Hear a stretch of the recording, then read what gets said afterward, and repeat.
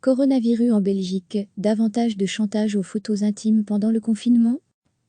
Ces dernières semaines, le SPF Économie a constaté une forte augmentation du nombre de signalements relatifs aux escroqueries par sextorsion ou chantage aux photos intimes, écrit le journal dominical de Zonda.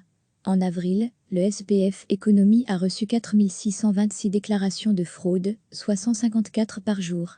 C'est 2 fois plus que l'année dernière à la même période.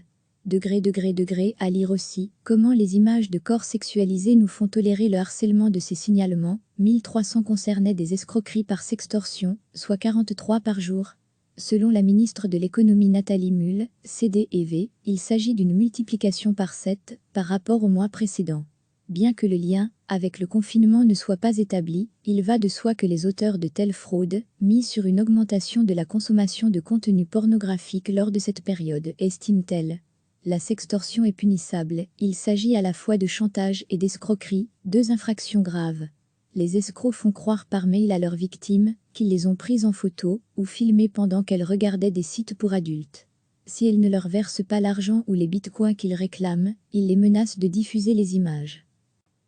Ces dernières semaines, le SPF Économie a constaté une forte augmentation du nombre de signalements relatifs aux escroqueries par sextorsion ou chantage aux photos intimes, écrit le journal dominical de Zonda. En avril, le SPF Économie a reçu 4626 déclarations de fraude, soit 154 par jour. C'est 2 fois plus que l'année dernière à la même période. À lire aussi, comment les images de corps sexualisés nous font tolérer le harcèlement de ces signalements. 1300 concernaient des escroqueries par sextorsion, soit 43 par jour.